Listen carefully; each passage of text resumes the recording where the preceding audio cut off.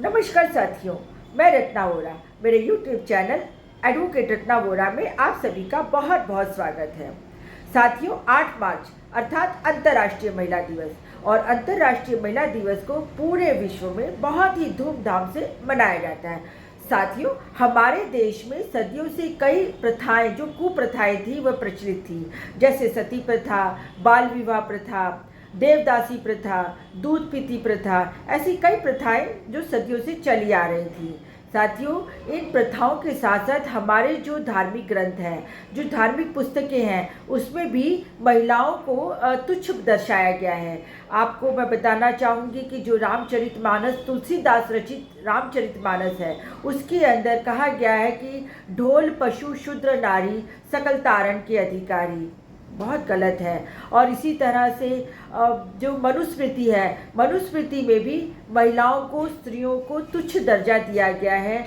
बात बात पे उनको प्रताड़ित करने की, उनको साथ भेदभाव करने की बात कई श्लोकों में लिखी गई है। इसी तरह मनुस्मृति के 9वें अध्याय के 2 और 3 श्लोक में लिखा है कि स्त्रियों को कभी भी आज़ाद नहीं करना चाहिए। अगर स्त्री जो बाल्यावस्था में है तो वह पिता की छत्र छाया में रहेगी, युवावस्था में है तो पति के साथ, और वृद्धावस्था में है तो अपने पुत्र के शरण में रहेगी। इस तरह से महिलाओं को या स्त्रियों को देखा जाए तो हमेशा से दूसरे दर्जे का नागरिक माना गया है।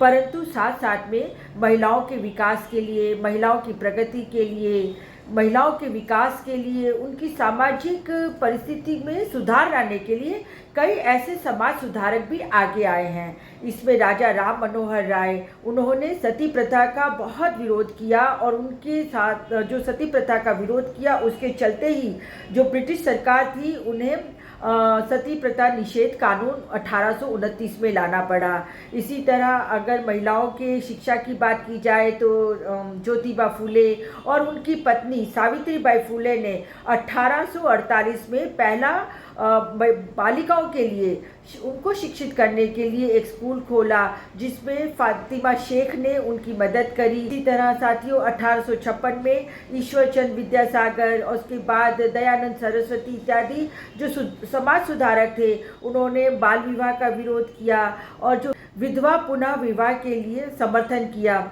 हमारे देश में बेटियों के साथ हमेशा से भेदभाव भरा व्यवहार किया जाता है, और इसी बात को ध्यान में रखते हुए संविधान के रचयिता और विश्व विभूति भारत रत्न डॉक्टर भीमराव अंबेडकर ने जब संविधान बनाया तो कई ऐसे प्रावधान संविधान में रखे गए कि जिसकी वजह से महिलाओं को बराबरी का हक प्राप्त होता है। और आज महिलाएं पुरुषों के साथ कंधे से कंधा मिलाकर, इवन उनसे आगे भी जाकर अलग अलग क्षेत्र में अपना नाम, समाज का नाम और देश का नाम रोशन कर रही हैं।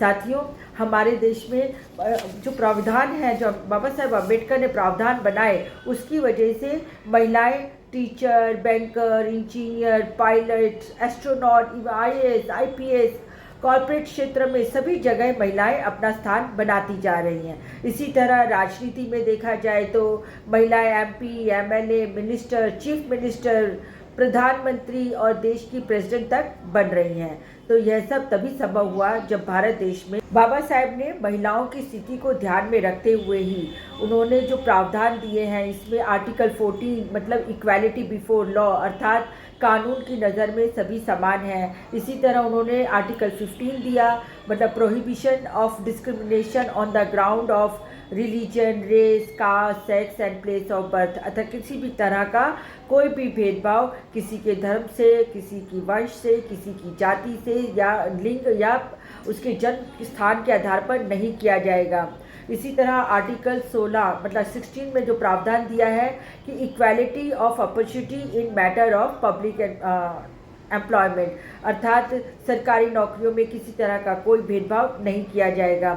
अब आर्टिकल 23 बताता है कि prohibition of traffic in human being and forced labour, और इसमें नारी देह व्यापार और नारियों की सुरक्षा की बात की गई है।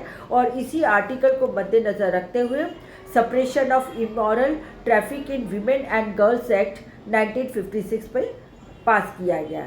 साथियों, article 42 provision for just and human condition of work and maternity leave, इत्यादि प्रावधान करे गए। अर्थात महिलाओं को गर्भावस्था के समय, प्रसूति के समय जो छुट्टी दी जाती है वो बाबा साहेब आम्बेडकर के दिए गए कॉन्स्टिट्यूशन के आधार पर ही दी जाती है। साथियों, बाबा साहेब आम्बेडकर हिंदू कोड बिल लाना चाहते थे और पार्लियामेंट में जब वह हिंदू कोड बिल पास ना करा सके तो उन्होंने लॉ मिनिस्टर के रूप से अपना इस्तीफा दिया था। परंतु बाद में इसी हिंदू कोड बिल को अलग अलग प्रावधान में लाकर उसमें कानून बनाए गए और इसमें Hindu marriage act 1955, Hindu adoption and maintenance act 1956, Hindu minority and guardianship act 1956, Hindu succession act 1956 आदि कानून लाके महिलाओं को उनका अधिकार दिया गया और महिलाओं को बराबरी का हक दिया गया। साथियों, बाबा साहेब आम्बेडकर महिलाओं के हक और अधिकारों के बारे में इतने ज़्यादा चिंतित थे और वे हमेशा चिंताशील रहा करते थे। इसीलिए उन्होंने कहा कि मैं किसी भी समाज की प्रगति उस समाज की महिलाओं की प्रगति के अनुसार आंकलन करता हूँ, मूल्यांकन करता हूँ। साथियों, आज इस वीडियो के माध्यम से मैं उन तमाम भाई बहनों से कहना चाहती हूँ और बताना चाहती हूँ कि जिस तरीके से बाबा साहब आम्बेडकर को सिर्फ एक शूद्रों का नेता या शूद्रों का मसीहा मान लिया गया है, यह बात नहीं है। दरअसल बाबा साहेब आम्बेडकर ने समाज के हर एक तबके को ध्यान में रखते हुए उनके लिए संविधान में कुछ न कुछ प्रावधान बनाए हैं, रखे गए हैं। चाहे फिर वो मजदूर वर्ग हो, किसान वर्ग हो या फिर महिला वर्ग हो, कोई भी वर्ग हो, हर एक को ध्यान में रखते हुए बाबा साहेब ने कॉन्स्टिट्यूशन में प्रावधान दिए हैं। साथियों, इस वीडियो के अंत में मैं भारत देश की उन तमाम महिलाओं का नाम लेना चाहूँगी जिन्होंने भारत देश का नाम विश्व के फलक पे ऊंचा किया है और रोशन किया है। अब इनमें अहिल्याबाई होलकर, झांसी की रानी Lakshmibai, Savitribai Phule, Fatima Sheikh, Jhalkari Bai, Sarojini Naidu, Aruna Asaf Ali, Indira Gandhi, justice Anna Chandy, Kalpana Chawla, Mother Teresa, PT Usha, Pratibha Patil, Kiran Bedi, justice M Fatima Beevi, Sania Mirza, Sushmita Sen, Saina Nehwal, Mary Kom, Bachendri Pal, Draupadi Murmu आदि ऐसी महिलाएं हैं जिन्होंने भारत देश का नाम विश्व के फलक पर रोशन किया है। तो साथियों, आज के वीडियो में इतना ही। यदि आपको मेरा वीडियो पसंद आए तो इसे लाइक कीजिए, सब्सक्राइब कीजिए और ज़्यादा से ज़्यादा शेयर कीजिए। फिर मिलती हूँ एक नए वीडियो के साथ। तब तक के लिए नमस्कार।